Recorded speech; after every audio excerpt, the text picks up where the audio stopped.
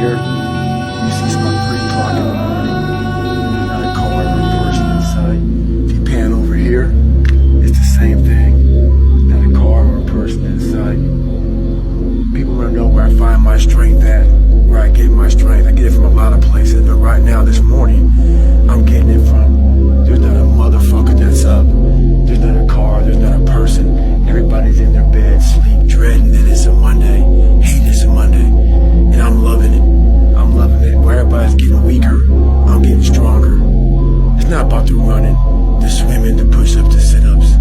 It's about what those things do for your mentality. You don't get better on the daggone couch. You get better by coming out here and getting the fuck after it every daggone day. Stay hard. It was 90s. What it's all about. Yeah. I don't care how good you are in anything. You don't have discipline. You ain't nobody. Right. You're nothing without discipline. Because you give up under the slightest struggle without discipline. 100%. Who fought in these wars. You have no idea how big of a deal this is to me. I was not always this strong guy you see. I went through a lot of hard times in my life to get here today. Suffering before your mind starts saying we need self-talk. So what I tell myself is I go back to the months and years of preparation to get to that day. And I'm telling myself, the 3:30 in the morning, and I'm looking at my shoes, and I want to go out there and run 30 miles. I have to, in that second, in that moment of this self-talk, my mind says, you gotta find more, you gotta find more. I once again calm down, go back into my mind, in my cookie jar I call it, and I have to reflect back on the shit I did to get here. And that becomes my self-talk. Self-talk does not work unless it is real. Most of us lie to ourselves in the self-talk. It doesn't work. It has to be real. It has to be something that you've done to make it really work. Be the guy who embraces the ugly, the miserable. Be the guy who embraces hard work, the grind. Don't be afraid of being hurt. Don't be afraid of sacrificing some blood. Every morning, every day of our lives, we have choices to make. You have the choice to stay in bed, to say, forget it, I'm not going to work out today, or forget it, I'm not going to work hard today. You always have a choice every single day of your life. A lot of times I'll be in a 200-mile run or something like that, and I'm all jacked up. Body's broken, mind's broken, spirit's broken. I started to say, what if I can pull this off? When I first walked into the Navy SEAL recruiter's office, he looked at me and said, there's only been 35 African Americans in 70 years make it through. You know what I said to myself? What if I can be the 36th? It's the what if I can pull off a fucking miracle. What if I can become someone that no one thinks I can be? And just me talking about that, I have the hair going up on my arms because it makes me just like, what if? There's nothing you're gonna say, there's nothing you're gonna fucking do that's gonna outweigh anything I've already said to myself. That guy sucks, he's ugly, he's fat, he's full of shit. I've already said that, you know? So The fear is never reaching your potential. That's it. That always falling short, always quitting before you're done, always procrastinating, always not doing the right thing. And then one day you're an old man. Yep. And you look back and go, God, I could have been great. Yep. I could have been great. I never forget one time I was running by a graveyard when I was fucking just trying to become, I was fat. And I ran by a graveyard and I looked out there and I have all these epiphanies, man. I have all these fucking moments of it's crazy, man, of just thought. Cause I'm always by myself. I'm always in deep fucking thought about how to be better. And I look out there, I'm like, man, I wonder how many of you motherfuckers in there fucking just are so upset with how you lived your life. And fucking just regret how you lived it. And I'm running at 300-pound man thinking, man, don't fucking die like this, bro. Don't die like this. So people wonder where this shit comes from me. It comes from such deep thought of trying to see what this is all about. What is this life all about? What am I all about?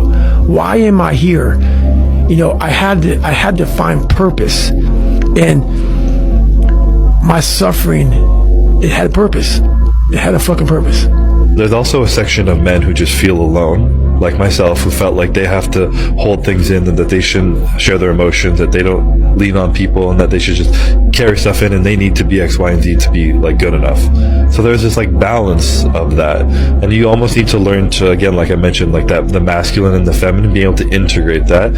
I feel like a real man is confident and comfortable enough to embrace the feminine energy he has in him. If he's emotional, let it out, but also have that masculine side of it. Be like, I'm going to be emotional right now, but I'm still going to go and fuck shit up right now, you know? I'm still going to take charge of what I want with my life. I'm going to work fucking hard and be disciplined, but I'm going to accept that sometimes I'm going to break down, and it's going to be, I'm not saying that women break down, but there's more emotion over there, and allow it to feel it and to ask for help and to lean on people and be able to balance those two, and that like yin and yang. I think that's what's missing personally. Right? Like you can be going as fast as possible in the wrong direction, and it actually takes you further away from the destination. This is something that a lot of people, I call it the manopause, which is mid-20s toward late 20s. A lot of guys, it seems like you had yours earlier, realize that a lot of the values that they hold, a lot of the things that previously they took a sense of self-worth from, that the world told them that they should value, they don't make them feel fulfilled anymore. And they go, oh fuck, like I got toward the top of this mountain and I realized that it was the wrong mountain that I climbed, and actually I was supposed to be on that one over there. And it's difficult because in order to get to that one, you need to go back down this one that you've already climbed. You need to dispense with the stuff that you've got rid of. This is why I think introversion is such a cheat code, because like I feel like you're less at the mercy of other people's desires. Because even like for me, I noticed that if the more frequently and the more for a sustained period of time I'm involved in certain just patterns of behavior, oftentimes socially or just what I do in general, you just become locked in those patterns and it becomes more difficult. You have more of like a narrow perspective. So, you know, the brain's malleable, it just gets programmed in that way and you're just kind of operating that way. So for me, a lot of like the best insights that I've gotten are like times when I like completely just like fully detached and just enter this weird like meditative just like flow state of just being just so just alone. What I've learned is that most of the sabotage in your life is self-induced. Hear me out, okay? Most of the sabotage that is self-induced in life is because you do not have the self-regulation to do that which you know you need to do.